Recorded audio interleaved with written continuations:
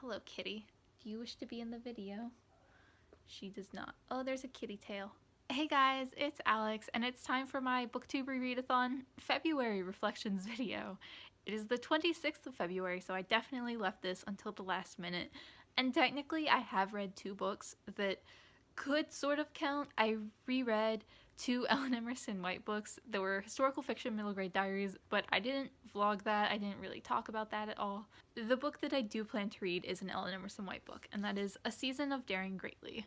This is about an 18-year-old girl who is a baseball pitcher. She's really good, and she's played baseball her whole life. She never made the transition over to softball at any point. She just continued on with baseball. And she gets drafted by a Major League Baseball team. I forget which one, but she goes into the minors, and this book kind of covers her, and it's really realistic, and that's what I liked about it. It was a very realistic approach of what would happen if, anyone was drafted, but specifically if a girl was drafted, and it covers, like, her in the minors and her, like, going from playing against these high school kids who are, like, good, but obviously she's so much better, to playing with these other minor league players who are older than her and stronger than her and more experienced than her, and she's sort of like not as good as she was, and I really enjoyed it. I gave it 4 stars back when I read it, but I'd kind of be interested to see if I give it 5 stars now, knowing what it is.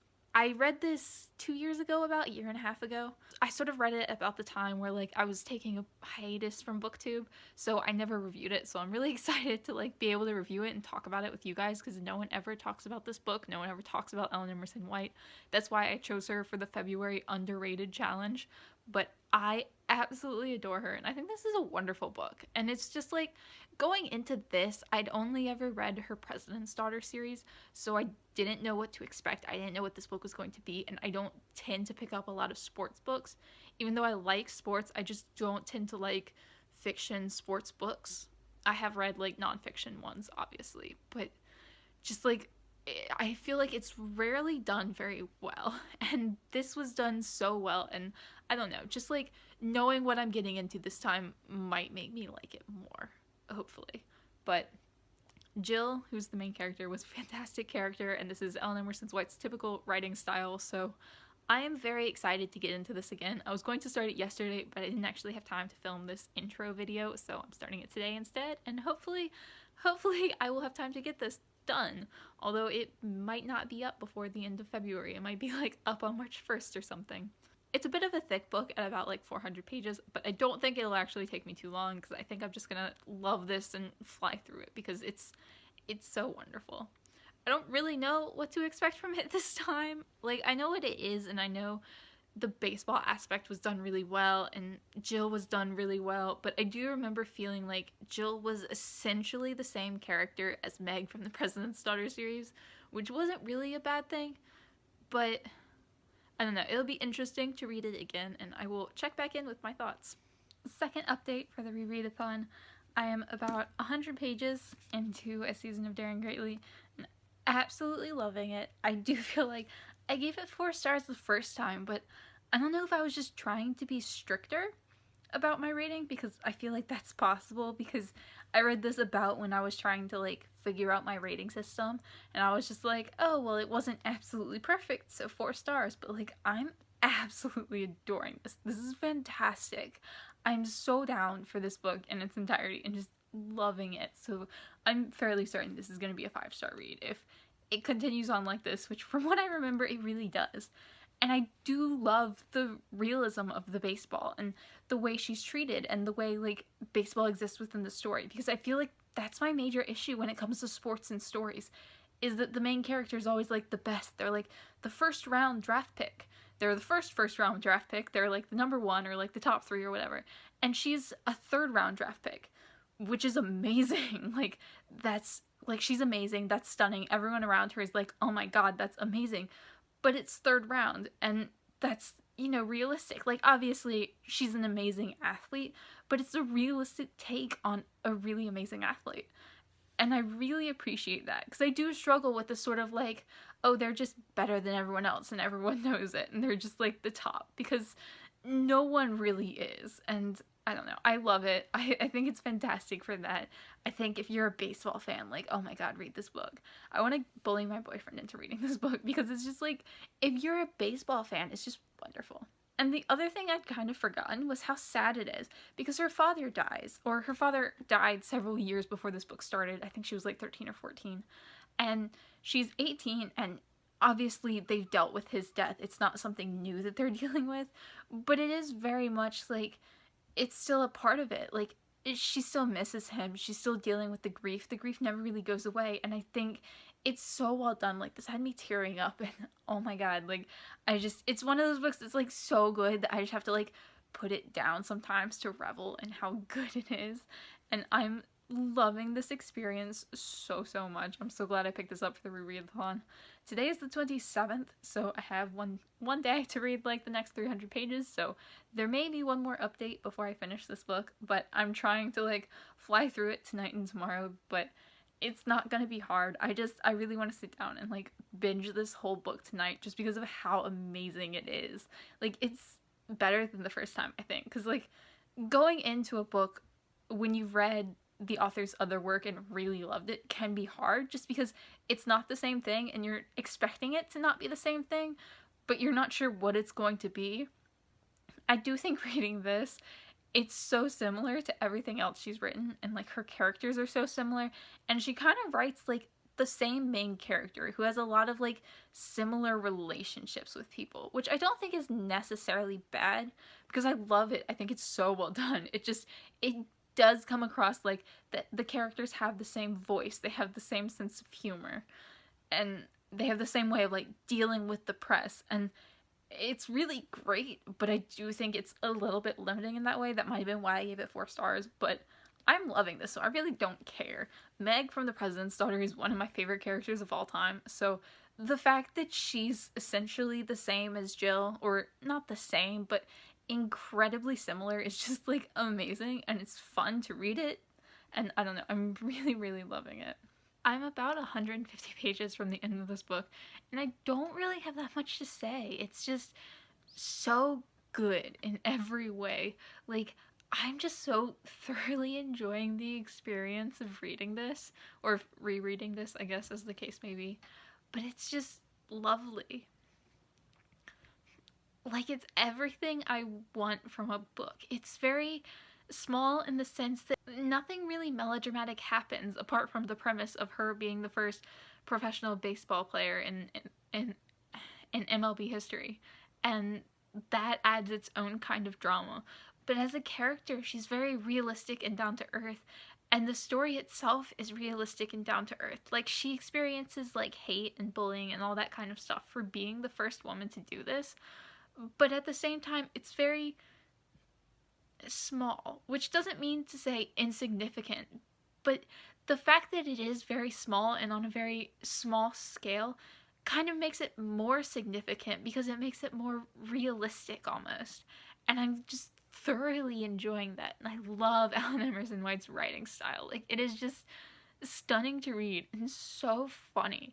Everything Jill says is just this dry, snarky wit, and it's absolutely hilarious because it's the same as my sense of humor. And I think that's one of my favorite things about her books, is that her main characters are absolutely hilarious, and the kind of funny that everyone around them is like constantly unsure if they're making a joke or not, which I thoroughly appreciate because that is my sense of humor as well. And Jill's just so smart. Like, she's the quintessential jock. She does everything jock-like, and it's so obvious reading this book that not only does Ellen Emerson White have a very good working knowledge of baseball, like better than me. Like, I know baseball, but baseball is not like my sport. I'm a soccer player, but I am a jock, and Ellen Emerson White captures that jock mentality so well.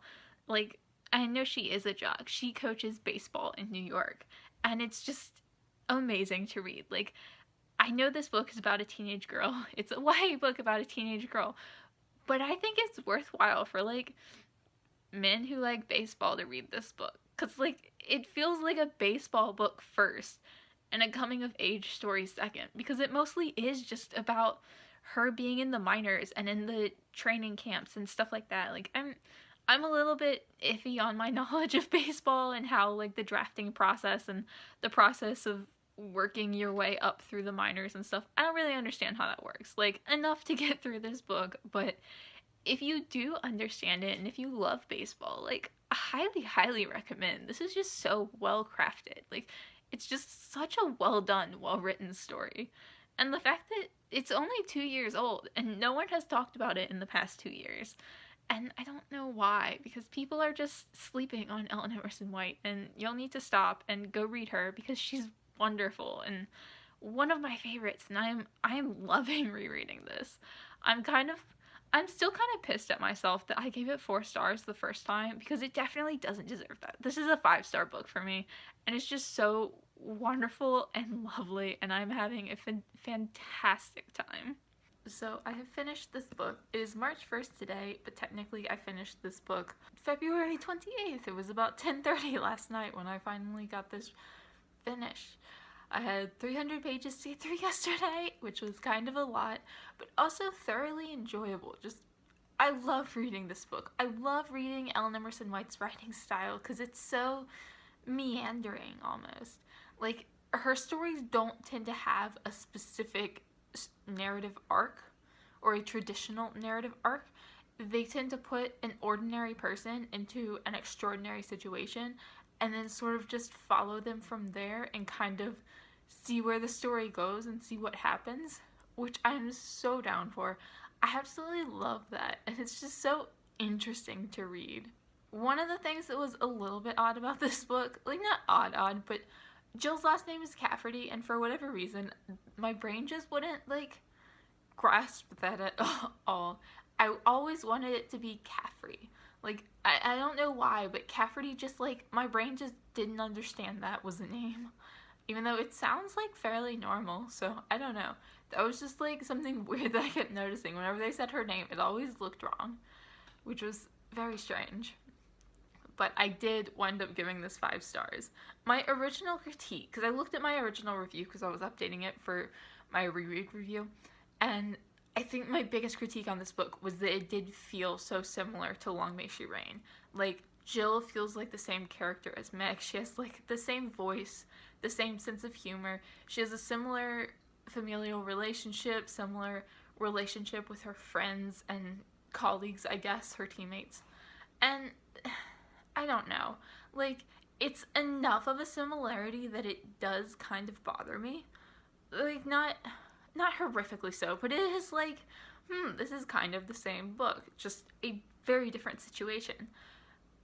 But at the same time, I love Meg. Meg is one of my favorite characters, so reading another book that's essentially her, just about baseball, I'm kind of down for. It's just, I don't know. I haven't read enough of Ellen Emerson White books to know if that's like a common thread or if it's just these two. I read 2 of her historical fiction diaries as well, and those are honestly a little bit similar, but not quite as much. So I do have a number of her other books on my shelf, so I'm kind of interested to read them and kind of see if that's true for all of her books or just these 2, because they are incredibly similar. Like, when I was writing my review for this, or not my review, when I was writing my notes so that I could film a review for this, I kept almost writing Meg instead of Jill. Like, that's how similar they were. But I don't know. I love it. Like, it's the same thing, but I love it, and I love the baseball story, and I love that this is a story that she's telling. Like, it makes me happy. Like, this is a book that makes me happy, and at the end of the day, that's all that really matters. Like, I'm not gonna try to be pretentious and critique it for something that it does bother me, but honestly, I don't really care about. It makes me happy, and that's it. I'm so glad I reread this. I'm gonna reread the President's Daughter series probably sometime this summer, whenever the favorite author challenge is, I think like July maybe. And then I have some of her books on my shelf that I'll be reading for the first time, so that's gonna be cool as well. But I don't know. This was a fantastic reread, and honestly, I wish more people would pick this up, because I feel like no one picks this up. It came out 2 years ago. I was on Booktube 2 years ago. For all that Booktube is a fan of new releases, like, no one talked about it, so I don't know. I'm still kind of bitter about that because it deserves to be talked about, and it just makes me so happy. It makes me so happy, and at the end of the day, that's all that matters. The prompt for March is to either reread a book that was recommended to you or buddy read a book that's a reread for you. And my original plan was to reread The Lost by Daniel Mendelsohn, which was recommended to me by one of my professors in college. It's a nonfiction book. It's absolutely amazing. But instead, I'm going to be buddy reading The Virgin Suicides with Trisha R., who's one of my commenters, and Liz Schubert, who has her own channel. We're planning to start this today, kind of. We're doing it like every 3 days. We read a section and then talk about it, so like that's pretty cool. That seems like a chill way to do a buddy read instead of like every day. Less pressure. So I'm really looking forward to this. The lighting is terrible for this book, but this was one of my favorites back in high school. I was 16, so it was like almost 10 years ago now that I've read this book, and I just remember loving it, so I'm super excited to get into this. I probably won't read The Lost this month as well, just because I have so much else on my TBR, and that is kind of a thick book. I will probably get to that sometime later this year and replace it for another challenge and like shift things around, since I was planning to read this at some point too, so The Lost will still probably get in there somewhere. Let me know down below what you read for February and if you enjoyed it as much as mine is. So far, I've read 5 books for the Rereadathon. One was, my January one was a quartet, so I read 4 short books for that. And I've given 5 stars to 4 of the 5 books I read, so that's pretty good odds. Like, I'm having some fun with this Rereadathon, so I hope you guys are too. Let me know what you're planning to read for March as well. And as always, thank you so much for watching, and I'll see y'all again soon.